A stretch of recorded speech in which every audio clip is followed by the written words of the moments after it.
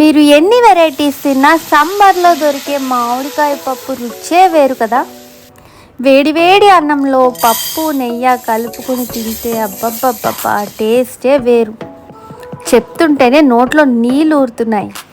Perfect Andhra style మామిడికాయ పప్పు ఎలా చేసుకోవాలో ఈరోజు మన వ్లాగ్లో చూద్దాం. ముందుగా కందిపప్పుని డ్రై రోస్ట్ చేసుకోవాలి. అలా చేసుకోవడం వల్ల గ్యాస్ట్రిక్ ప్రాబ్లమ్స్ లాంటివి రావు.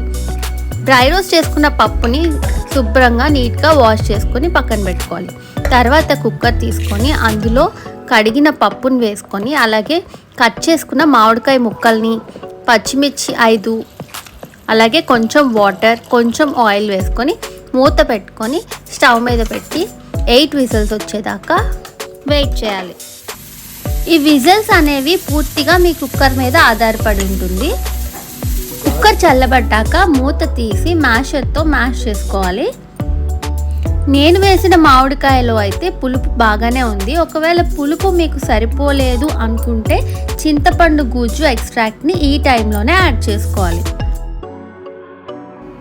ఇప్పుడు బాగా మ్యాష్ చేసుకున్న దాంట్లో క్రిస్టల్ సాల్ట్, కొంచెం కారం, పసుపు వేసుకొని మ్యాష్ చేసుకోవాలి.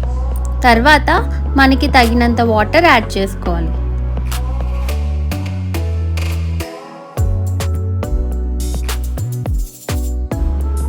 మేమైతే పప్పుతో యూజువల్గా పాపడ్స్ తింటాము.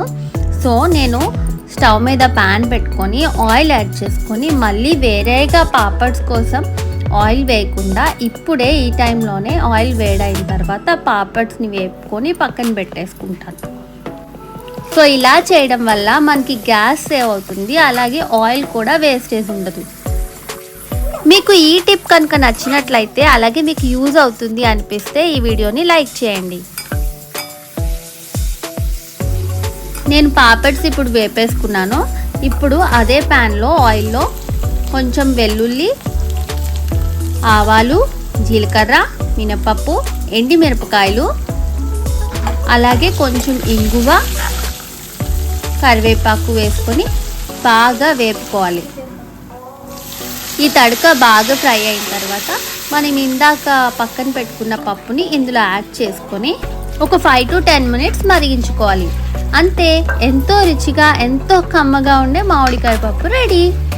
మీరు కూడా ట్రై చేసి ఎలా వచ్చిందో నాతో చెప్పండి. Stories, a million stories, one perfect journey. Subscribe చేసేసుకోండి.